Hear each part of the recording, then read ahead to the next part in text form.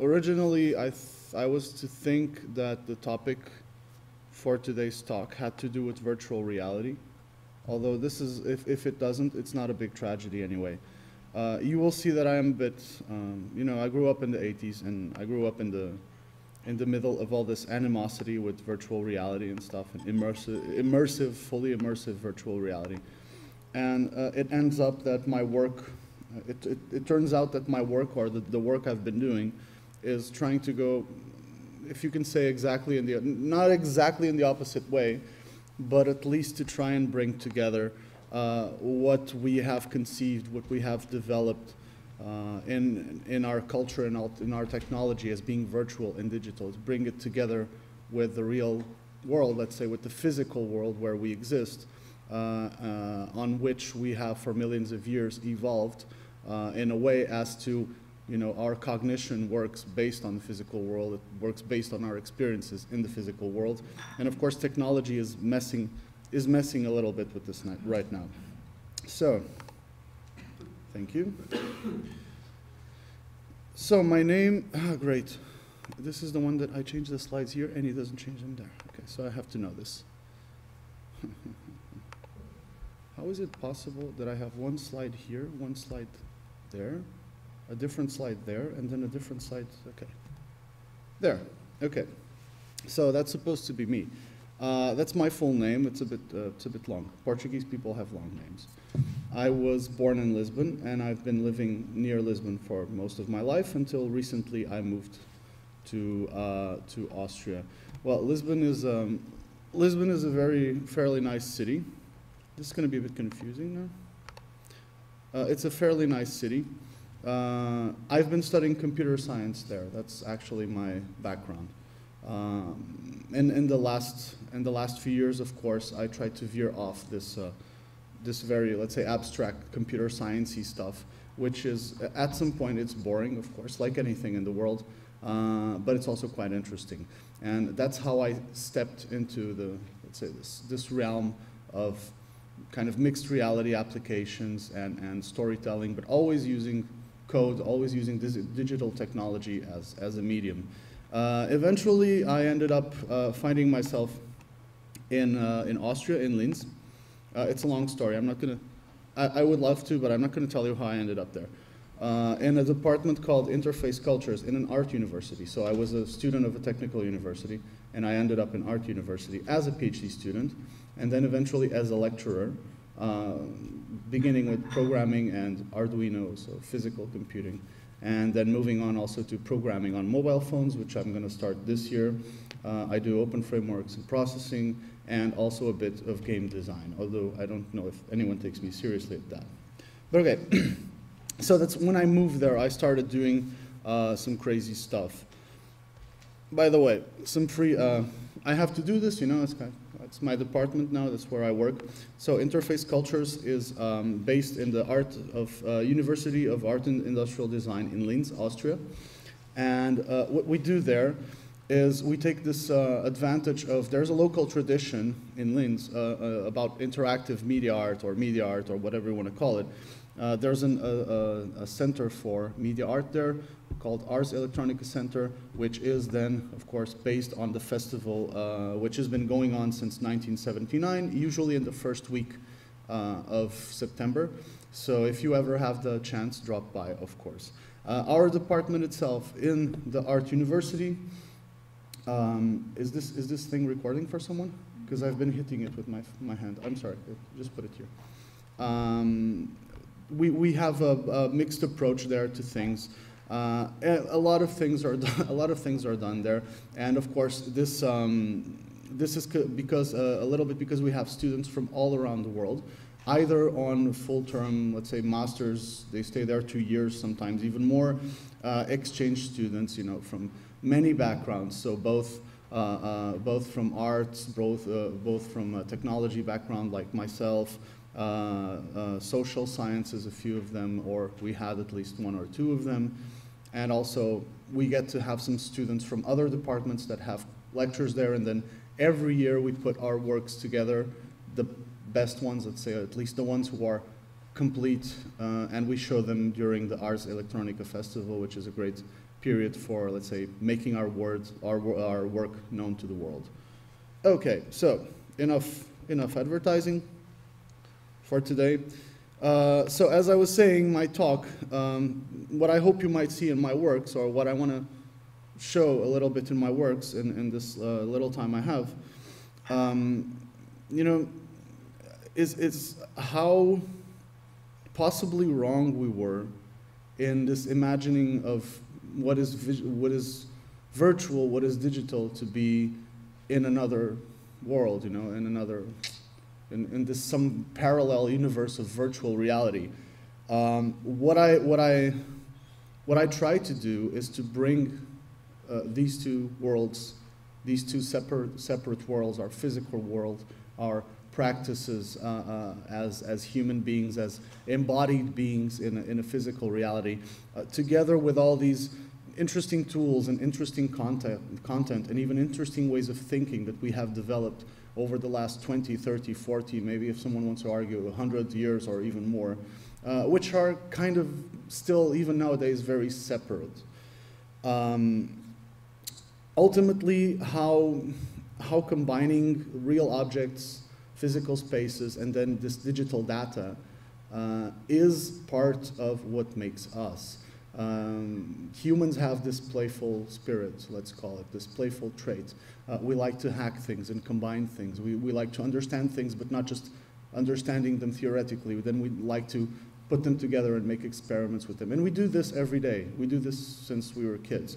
So I think it would be really interesting if we could actually have this ability or superpower, or call it whatever you want, of, now I'm going to be very Harry Potter style, you know, plucking digital data and putting it in a bottle, you know, and using the bottle to do something eventually, or having the bottle that we drink actually affect our digital data somehow. I think it's time, it's more than time, it's about fucking time, if you pardon my French, that we have these worlds together finally somehow. For better or for worse. I hope it's for better anyway. So I was born in the, before I get to my projects, now I get to my rant. I was born in the 80s. I was an 80s kid, a very happy one at that. My first video games were played on a Spectrum computer. I don't know how many people here know this. Oh, yes. Respect, yo. So when you wanted to play video games back then, at least on the Spectrum, you would have to put a cassette tape, you know, in this cassette deck and press play and write something in the computer saying load, and it would load, and it would take like 10 minutes to load a game from a cassette. And you would hear the noise that the data on the cassette actually makes. Yeah, and it would go like, of course this is not music, it's not a sound for people, it's the sound of data, it's the sound of data recorded on a magnetic medium. I mean, how cool is that? Well, first, it's a tangible thing, you know, it's a thing, it has some weight, as opposed to a CD, or even worse, as opposed to something you download digitally from the internet, an app on your phone. It has a sound, it loads, and if you wanted to play a game, you really had to want to play a game, because you would have to wait 10 minutes for it to be ready. It's kind of like waiting for a cake to be ready, you know? And sometimes things could go wrong, of course. Well, nowadays, everything's kind of done at the push of a button. I know there's load times in games still, but okay. But, you know, we used to have typewriters, we used to have to rewind tapes. Sometimes we rewind the tapes with the pencil, and you might see it on Facebook, people still post this. They put this pencil there and a cassette tape, and who knows this, what this is, was born in my ear, and all this stuff. Okay, this is nostalgia, yeah, true. But okay, so in my period of growing up, as a kid and as a teenager, and I'm not going to say as an adult, because I don't think I really got there yet, computers started having, you know, 3D graphics, and the aim of computers or of computation for entertainment purposes became photorealism, you know, and this audiovisual immersion of stuff. So it's kind of audiovisual immersion is still nowadays regarded as very much as the aim, what we want from computer games is that they be super realistic, and this is what gets the player engaged, is that they're beautiful and they sound beautiful, you know. Of course, which slide am I on? Okay. Of course, then these things never kind of really materialized, at least not this imagination of a fully immersive VR environment, but they were popularized extremely in the 80s and even the early 90s. Eventually, we kind of understood that, well, at least our technology is not that good. This stuff it exists to some degree, but it's expensive. You have caves, which require, I don't know, 8 projectors or what, or 6 or 7, and data gloves and this bulky helmets and all this stuff. We also, fortunately, realized that we still have bodies. I mean, while you may want to have virtual reality sex, your hair and your fingernails, they will still grow. You will still have to eat, you will still have to pee, and you will still have to take a shit now and then. So we have bodies, we cannot ignore this, and we cannot lock our minds away in some digital dimension, you know. For me, this is utterly wrong. VR video games, you know, as a quick, as I hope, what is a quick note, you should regard, or it's a case to wonder how many movies and literature, but especially movies, about virtual realities, about immersion and fully immersive virtual realities actually have something to do with games. Well, the games industry does move a lot of money nowadays. I'd say finally, it's up there almost with the film industry. Does anyone know what this is? It's very generic, so it's kind of hard to imagine. Okay, this is let's say this is a very recent game. It's not one of the best looking games out there, but this is what people are still aiming at in video games. So what would be next in video games, you know, to have a fully immersive environment? Is it all this visual and this audiovisual quality? Is this what really matters? Also, let's not forget, for instance, you go to the movies, and what is improved about the technology of movies nowadays is that you have to wear 3D glasses to watch movies. Wow. And James Cameron, you know, he just re-released Titanic in 3D. So what does this say? Anyway, on the other hand, you have phones and apps, and you have a Foursquare, and you go in a bar, and you want to check in on Foursquare. Well, I'm not against that. You might want to do something interesting with the data, but you still have to leave the physical world and look at a phone and browse on a screen of a phone and check in there and then go back to reality. I mean, this doesn't make any sense at all. If our computation devices are this small and my phone is actually kind of chunky already, why do we still have to trade off our physicality to go get our data or do something with our data on Facebook or any social network and then come back? Why do we still have to be captured, mesmerized into a screen, you know? But okay, let's see some more slides. Now, actually, stop showing funny pictures and show my work. Okay, this. Well, this is where video games are supposed to be going. If not in the direction of graphical realism, then in this direction, which is not so bad. I mean, it's not as bad as just staring at pretty pictures. At least you're moving around, you're being concerned about your health, your grandmother is also playing, you know, you're performing, you have this instrument, you might not know how to play a guitar, but you know how to act like you're playing a guitar. That's already something. And that is very helpful in immersing you. And it appeals to your body. It's not a game that has beautiful graphics and beautiful sound, although they're not so bad anyway. But it's a game in which you're acting out haptically, you know, with your body, with your sense of movement. And this really helps. And people get carried out. They get so carried out that they end up exaggerating and suffering from bruises and from physical conditions, from throwing their Wii remotes and breaking their TVs, you know, all this kind of stuff. And some people who play rock band, they end up thinking they are actual rock stars. But okay. So video games moving out of the virtual into the physical, but then there's this problem here in which people start feeling the physical consequences of too much activity or of losing themselves in this game and acting out too much without respect for their own health. Well, in sight of this, hello? Oh, in sight of this, me and a couple of friends, we decided to do a Headbang Hero. What is a Headbang Hero? Well, Headbang Hero is a video game.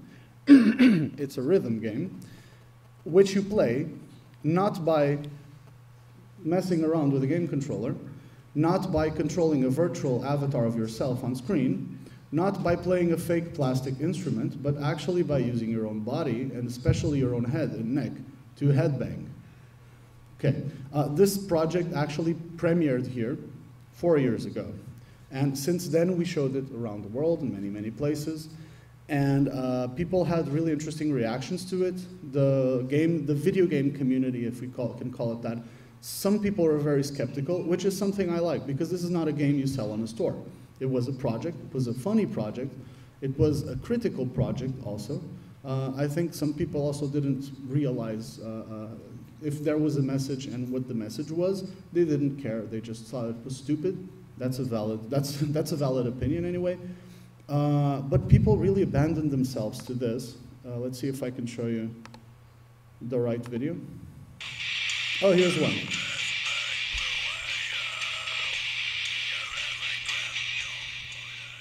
This was at a festival, like a weekend festival in Tours in France. People were mostly drunk. Some of them were also stoned. Yet, you know, total abandon to this, total disregard for their own health. People came back for more. It was really cool. And for instance, in Brazil, we had a mother asking us if her 3-year-old kid should play. And I said, I mean, I wouldn't let a 3-year-old kid play, but here's like, you know, the moral dilemma. Well, she's the mother. I told her, well, if you think this is a good idea, because this can injure his neck. She was like, oh, no, it's okay, whatever. For the game, we also adapted this scientific findings, which were not very serious, but there was an article published online on the British Medical Journal about headbanging, about the issues or the dangers of headbanging. And it's really funny because in this article, they in the end, they conclude that headbanging is potentially dangerous, and that you should, their recommendations are that you either warm up, do some kind of warming up exercises. For instance, playing this 10 minutes every day would be great. Oh, sorry. No, this one is not for today, for sure. Doing warm-up exercises, wearing protective equipment, such as a medical brace that would restrict the movements of your neck, or changing your listening habits to Richard Clayderman, Enya, and such. And this is written in a paper, so in a medically scientific paper, or so they want us to believe. So we took this, and in the end, the game is tracking your performance, and it prints you a report, a damage report. I don't know if you could see it in the video. It prints you a kind of a damage report with your performance, and also with some more or less randomly generated recommendations, such as learn an exotic dance, change your listening habits, you know, all this stuff.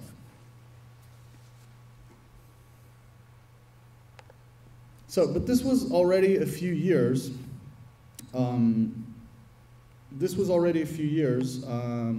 After, well, a few years. Yeah, after I was in Linz. So but that's not how I started there. Do excuse me. How I started there, actually before going there, in the final years of my computer science study, I was working as a research assistant in a multimedia department in computer science. Wow. And this was the first project I was involved in. It was a project about narratives and cultural significance and cultural heritage in Sintra in Portugal. So there is this estate there. It's the picture doesn't really convey. It's really crazy. It's big, and this guy, early 19th century or late 19th century, actually spent a lot of his money turning his estate into some kind of fantasy Freemason world. There is like a well. You go down the well, and there's caves. There's a chapel. It's absolutely nuts. It's a really nice place to make, let's say, this kind of interactive story in a physical space. So the point of this project was that you could visit this place and you would have a virtual character or a set of virtual characters guiding you through the place by kind of enticing you to complete a few objectives. You know, like kind of video games do this, by kind of teasing you with objectives and to meet other characters. And in this you would explore, not only explore the space in a way, but you would also learn a bit more about it. Hello? Thanks. Okay.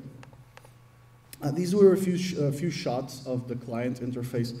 I know this is not on a PDA right now, but this is how it looked on the PDA. Of course, in a PDA, you go out in sunlight and you have brightness issues and reflection issues.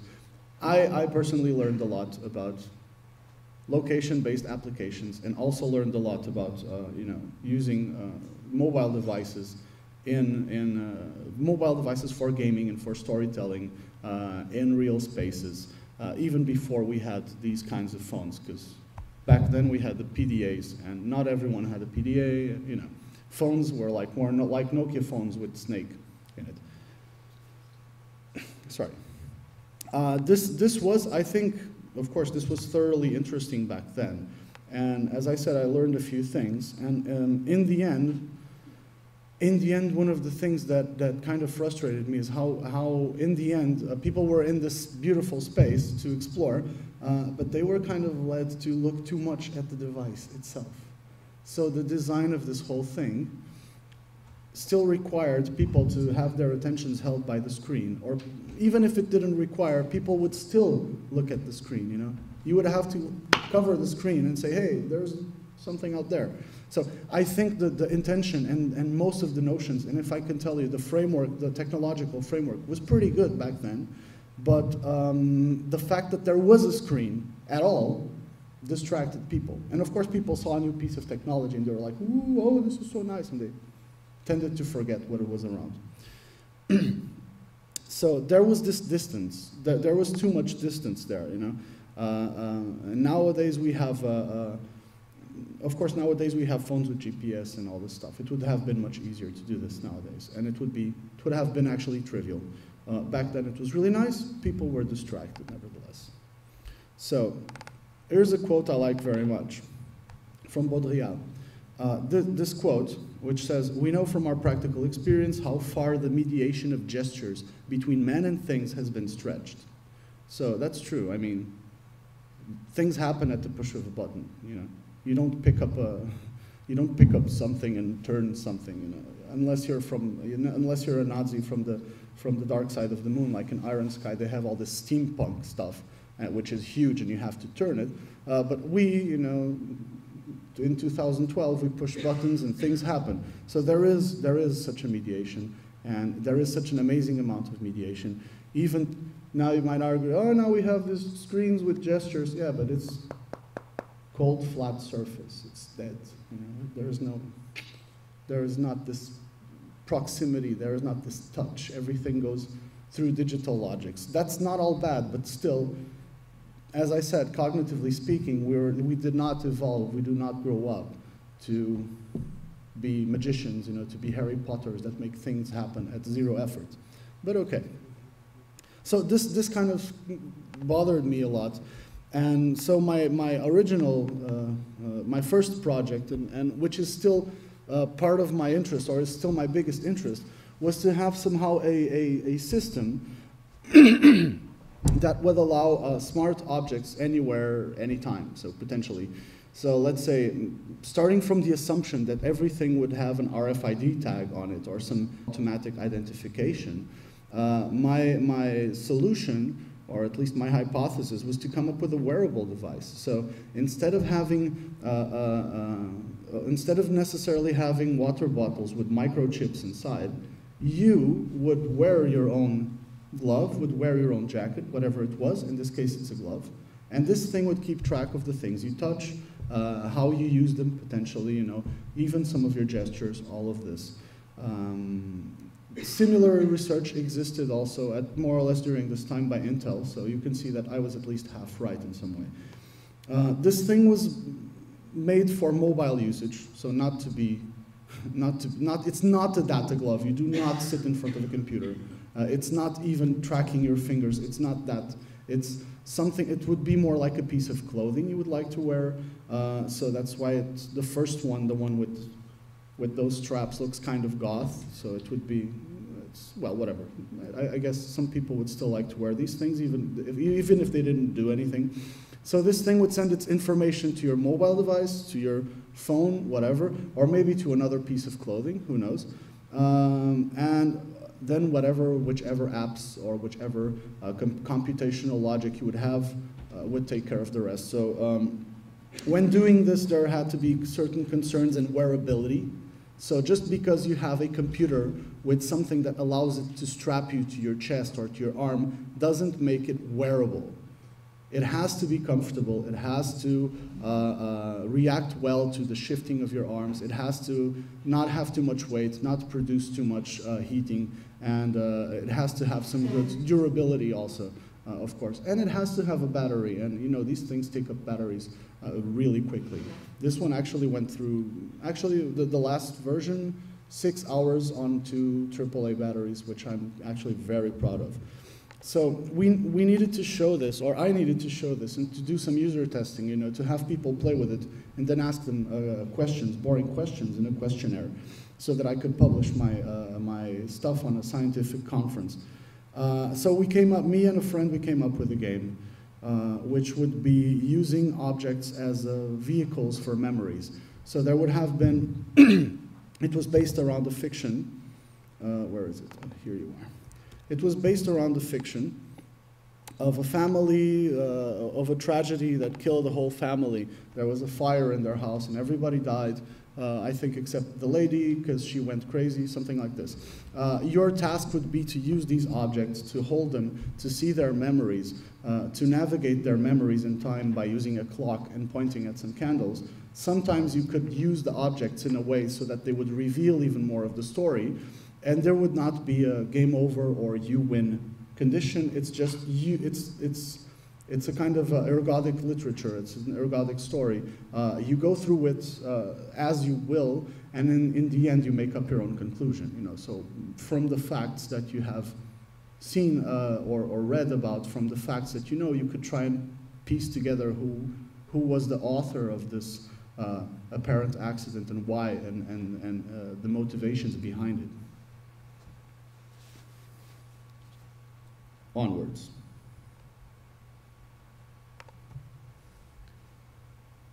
Let's start out.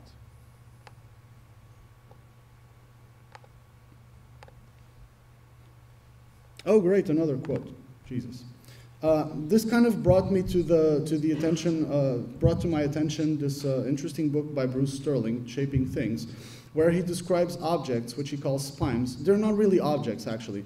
They're this multi-dimensional entity. They're these things that can be produced, fabricated, in, let's say, in 3D printers, and tracked through time, and they keep their data, and they generate more data, and they use data that's been generated before. I thought this was a really beautiful idea. He also says that given this increase in the capacity of storage of our microchips and of our memory chips, it would at some point probably be just easier to generate raw data, and when you need an answer to search, to Google, let's say, to search the living daylights out of these massive amounts of data for possible solutions. And of course, it goes a few shorter steps and you would have this kind of mass conscience about things. John Thacker also says something similar. He says we need to design macroscopes as well as microscopes.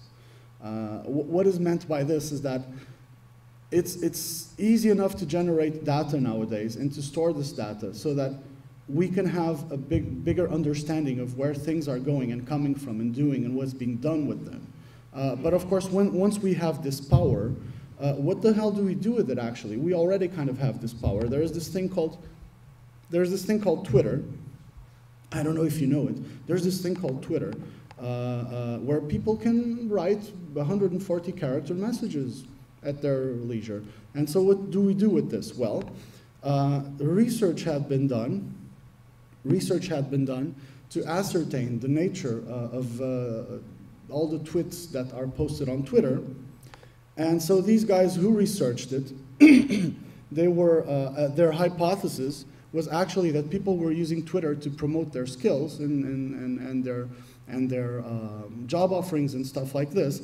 And in the end, they found that most of the tweets were things like, I'm eating a sandwich right now.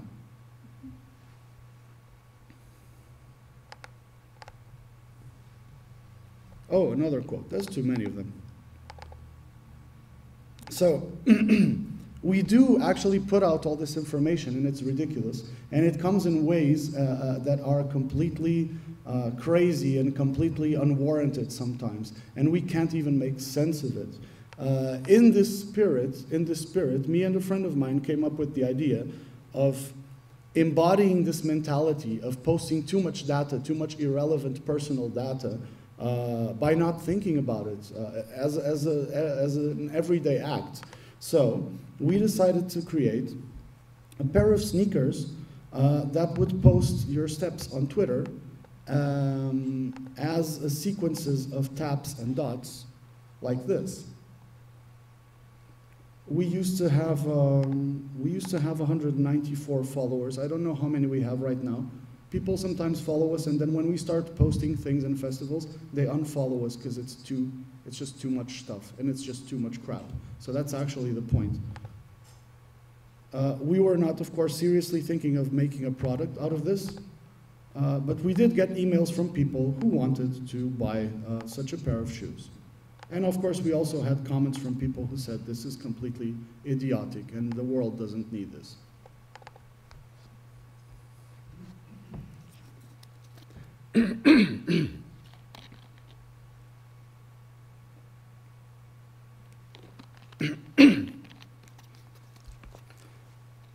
In any case, the typical process of reality, virtuality, Twitter, post something on Twitter, post, look at other posts, aha, very funny, back to reality. Here, do away with this. You just put the shoes on, you don't think about what you're doing, they do it for you. You just ramble on, blah, blah, blah, tap, tap, tap, tap, the whole day long. Or as long as the battery lasts anyway. Which can be up to 6 hours.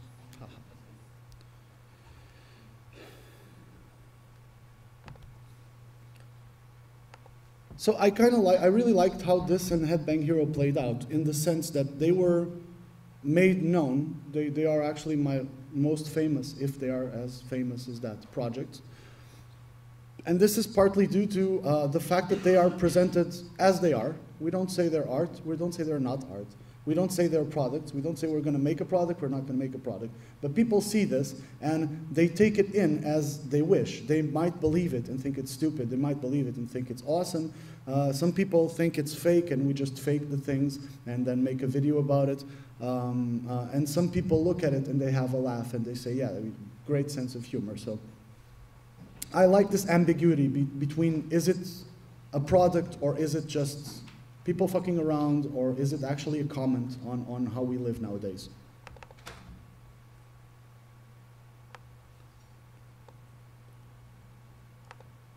Fourth. Yeah, okay. These things keep our data. These things post our data and they keep our data. If we have objects such as shoes and object recognizing gloves and all this stuff in our mobile phones, all the data that were produced could be stored somewhere.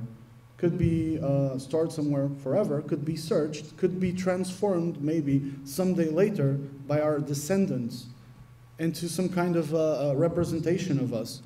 So as Gordon Bell and Jim Gemmell say in their book called Your Life Uploaded, they say, we will maintain the e-memory of that person as a treasured heirloom, and someday we will ask it questions. The e-memory will answer. You will have virtual immortality. This is a really interesting, thought-provoking idea. It's not about virtuality, it's about taking digital data from a person's everyday and then kind of rebuilding that person's semblance. Don't think about just the face, think about all the memories, all the ways of doing, all the experiences, and everything that we could learn and gain from having virtual memories, not of just one person, but of several, for instance. So I am really drawn to this memories, to the issue of memory and the issue of data, the data we generate and how this can be used or how this could potentially be used. So one of the latest projects that I've done, and that I'm hoping I can stage it here in Trbovlje soon, let's say soon-ish, more or less soon, is called Wycielenie. The name is in Polish. It means embodiment or incarnation. And in this one, you are carrying around what we decided to call a mnemoscope. So it's a device, it's an imaginary media device that allows you to listen to memories of places. So as you saw in the picture, you take this device and you place it against the wall, and it's got these kind of stethoscope earphones, and you listen to things. And we developed a story for it, a narrative for it, so it sounds a bit like a radio play, let's say. There's a bunch of actors telling you the story or acting out the characters. You are following the story of a young girl, and it's kind of like a soap opera, and then it turns into this kind of gothic horror story. Of course, in a sense, very trivial, but it was also kind of exciting to see people go through it.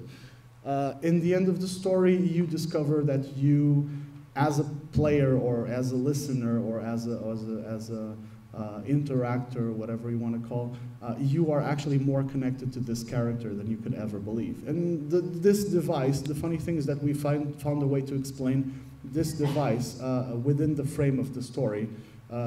So once again, immersion for me is not so much about the audio-visual quality of a digital screen, of screens, of computers, of gamepads, of fake instruments. It's about new ways of engaging with the world around you, new ways of telling stories, new ways of playing games if you want, new ways of using the physical that we know and we're used to, but also now with all this kind of digital world that we keep developing every day.